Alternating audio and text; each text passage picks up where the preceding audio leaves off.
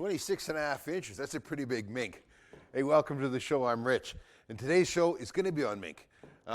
Once again, up here in the north, things are very different. By the time my mink season opens, everything's usually frozen. I don't have open water to target them in, so I have to target them very different than how everybody else does. We still focus on the water. We still focus on where the water would be, because they travel on top and they spend the whole winter trying to get back underneath from one pond to the next. We catch them in some classic spots and we catch them in some non-classic spots. But stick with us, we got a good one.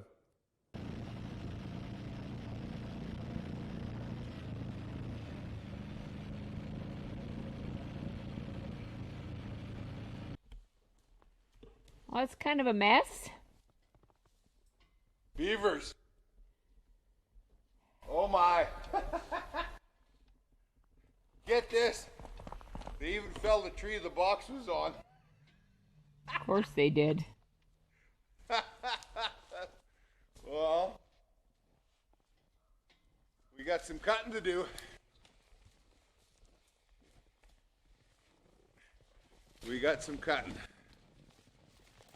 Yeah, they felled the tree that the box was on there. Always happens at the end of the day, doesn't it, Sam? Always, always. Trapping is the cornerstone that Canada was built on. Brave and sometimes crazy men and women, fueled by the lucrative fur trade, explored and mapped our great nation.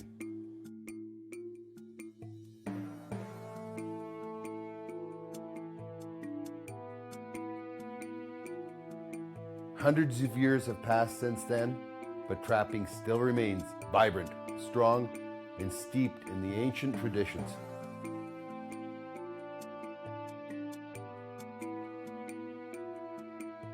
The fur bearers still follow the old paths and live as dictated by thousands of years of instinct.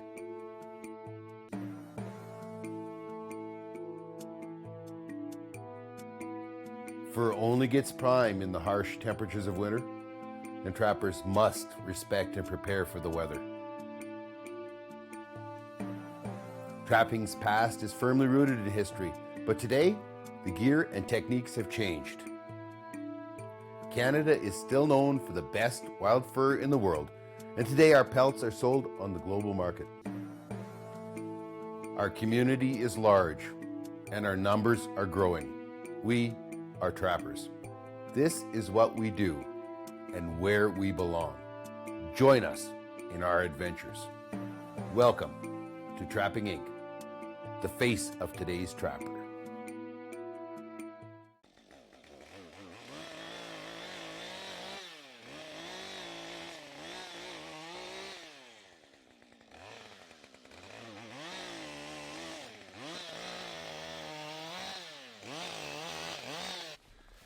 I need to come up with a better idea. Something that's quicker, but there you go. There's our beaver work here. Now, Which tree was the box on? I don't know. I thought one of these. No. Probably launched backwards when the catastrophe happened. And that's where we came from, all of that.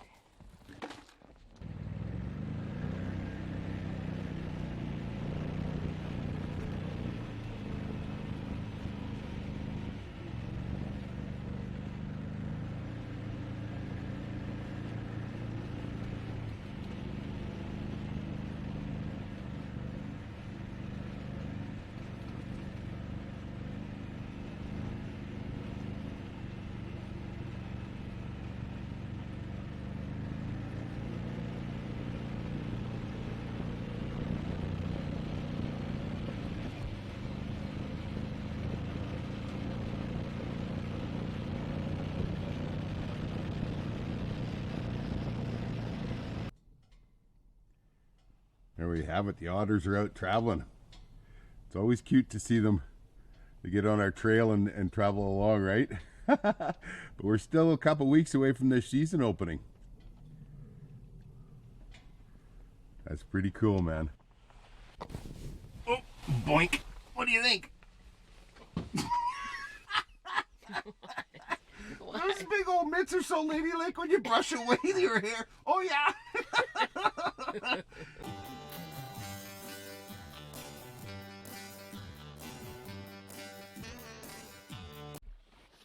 Oh my God, I can smell that. Oh. Ooh. Let's show everybody the soup. Oh yeah, I don't know if we can really see that very well. No, we can't. Viewers, you're very lucky. Oh, it's a pretty good one, let me tell you. Mm-hmm. Mink special. Mink. Look at Minks. Well, look at the mink tracks there. Look how many mink tracks there are over there. And look where we just came across. So, is it going to be good fun to watch you get wet this morning, or what's I'm happening? going to sit right over there, right at the pinch point. See where everybody's going up and down? Yeah. I might get wet, but you can see the mink tracks there too, right? Oh yeah, there's tons of mink tracks, and then there's otter mixed in there too. It's hard. Yeah. I hope people can see the belly slides in there and what. It's cool though. It's Grand Central Station. It is busy, that's a fact. Well, let's see what this is like over here. We caught that really big one here last year. Yeah. I can hear it running here. I don't think you're as light as a minx. You don't think I'm as light as a minx?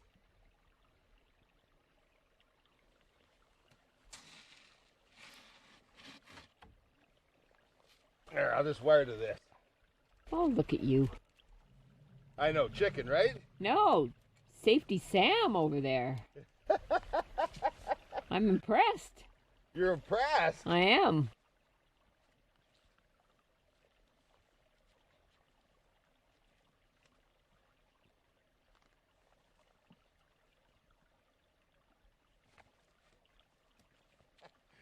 Oh, rebar man tie. Yep. Well, it's not tied till you give it a pull up and a twist. A guy who's worked a little too much concrete in his life. Way too much rebar in my life.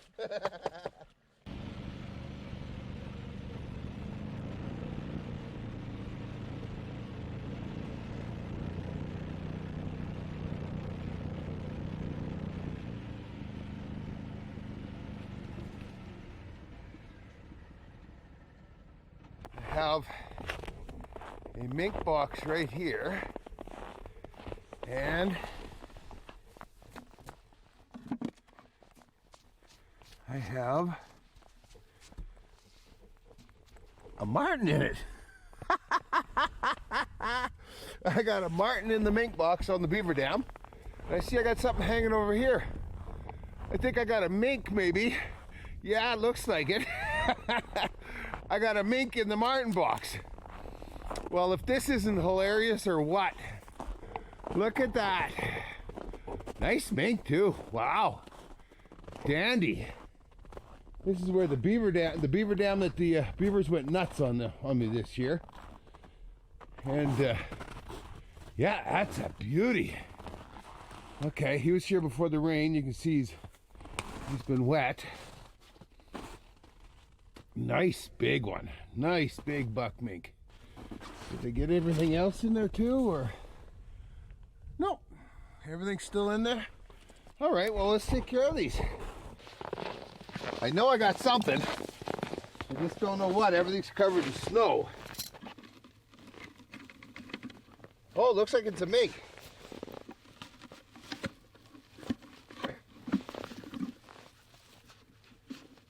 Yeah, it sure is. Did it freeze down a little bit? We have had the craziest weather. Where 2 days ago it was raining, now it's well below zero. But it feels like this guy might have had some rain on him that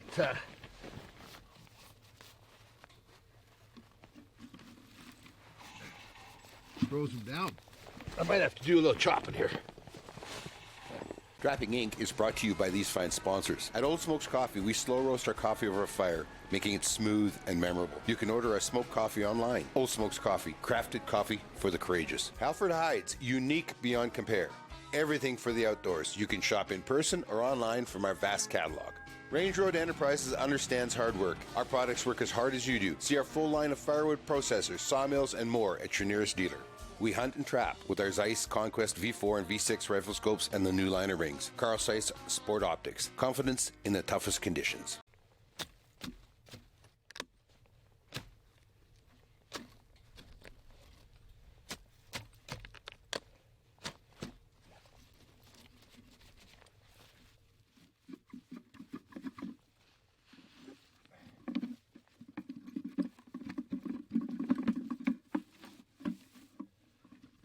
Oh, there we go. Oh, good. No problem, yeah. You can see that the water ran off him and onto and froze him down a bit, but nice mink. Good shape. Right across the skull with him. I can pull him out of the trap. Mink doesn't stick to traps very often.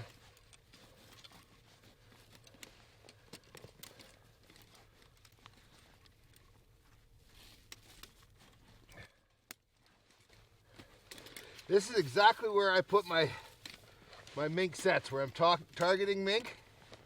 You can see in the background a beaver house. Right what I'm set on here is the dam. And while it is never very successful for beaver, you know, they don't very often survive. No, I'm not going to take him out of there. All right, I'll grab a different trap. And they don't just fall off when the pressure comes off. You know they're froze on there, so clean this right out. Have to put some more bait in it. But you can see, this is, like I said, this is not very successful here at all for beaver. They come and go every couple of years, but the mink come here all the time. So that's an important thing to remember. Is whether or not it's a successful beaver house. It can sure be successful for mink. Well, what have you here? Oh, beautiful, beautiful mink. And when I drove up, I thought it was I thought it was a very small mink, but it's not. This is a very nice male. I thought maybe I had a female, right? No, everything's good there. No, it's beautiful, beautiful. The mink we've caught this year, every one of them so far has been a male. And they are like clones of one another. They're all nice big ones.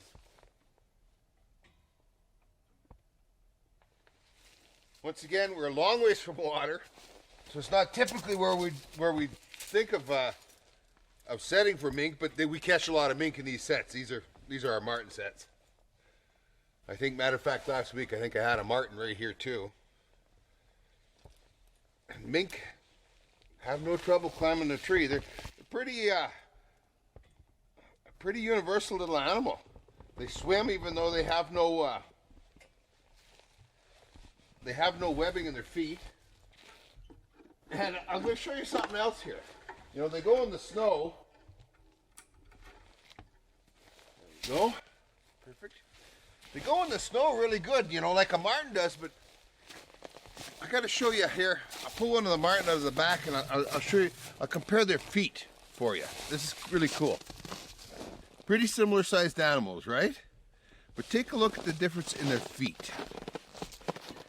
So here's a mink, and you can see clearly the pads on his feet.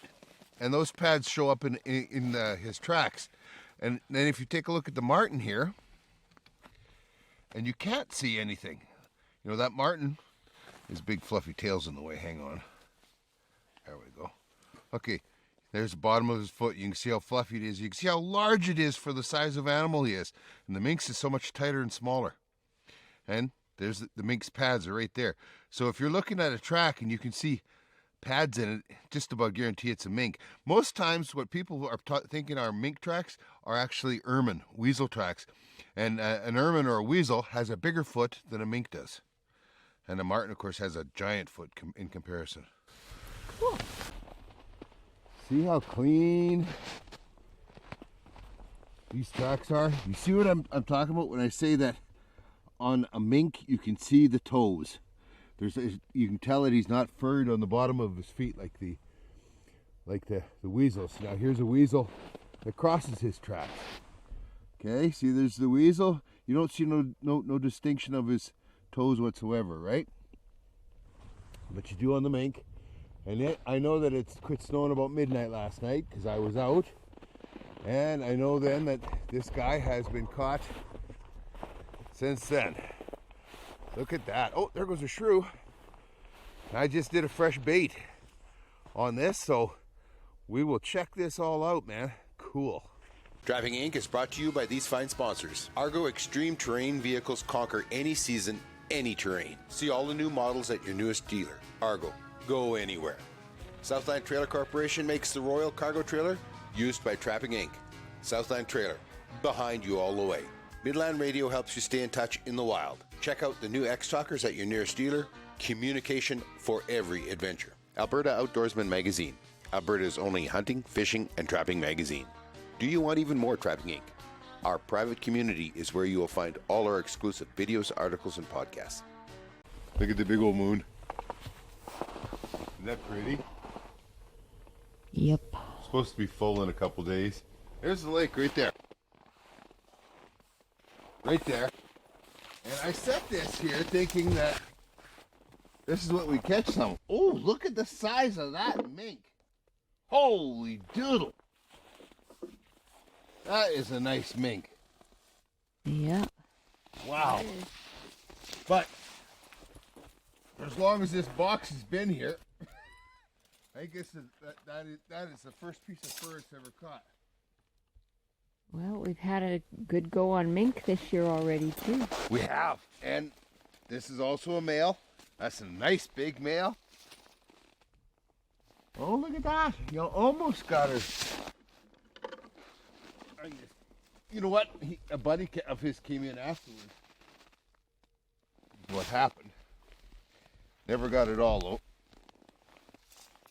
Lots of stinky fat up there from the beaver fleshing. 120. Look at the nice catch on that with that 120, huh? Mm-hmm. You know, she got him behind the head and across the chest. Like, I mean, it's just instant constriction.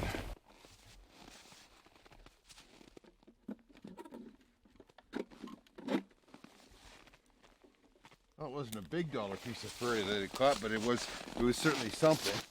Here we have a classic beaver dam creek. As you can see,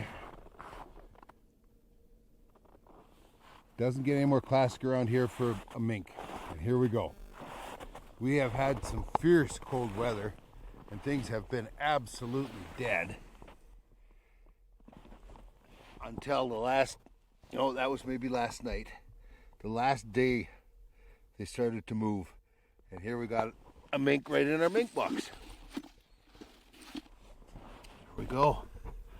Big chunk of meat back in there. Well, that's awesome. I will get set up. I bet you I can pop it out. Yeah, it's still soft. And we'll get set back up again. But it's just classic. You're right down, right beside the creek. Because they travel on this creek. I wonder where he came from, as a matter of fact. I don't see his tracks. He must have came up out of the snow.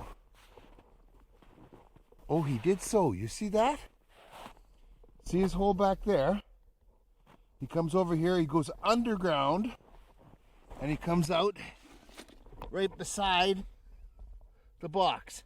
And there's got another hole over here. That's how good these animals travel underneath the snow. When it comes to mink on the, where I set my mink boxes, it's right down next to the ice. I didn't set it on the ice here because of the fact that, there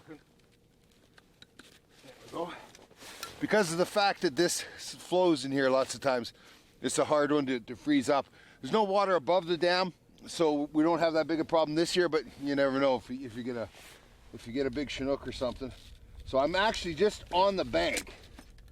It's a low bank here, but there's still a little bit of a bank. But literally, you can see it poked its head up there.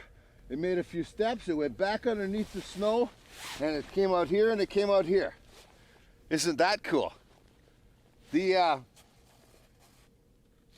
ability to travel along underneath the snow and along the bottom of the on top of the ground underneath the snow, that's a subnivean climate is what it's called.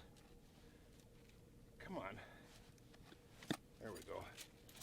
Little one. I'm guessing a female. Yeah. Very small. Very nice though.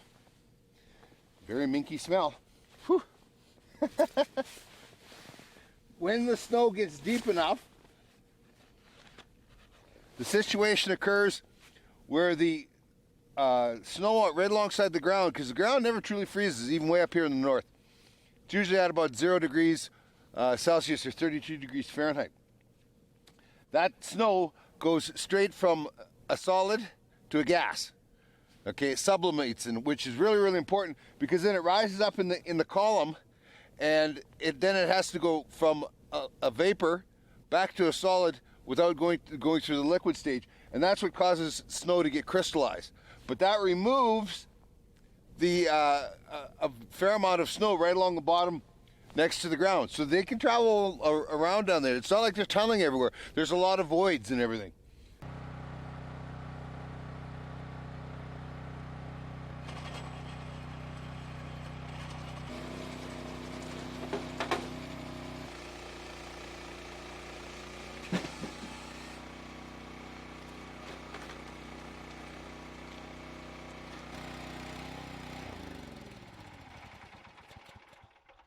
Well, that's our time for today. I hope you've enjoyed catching mink as much as I've had, and maybe we'll see you down the line.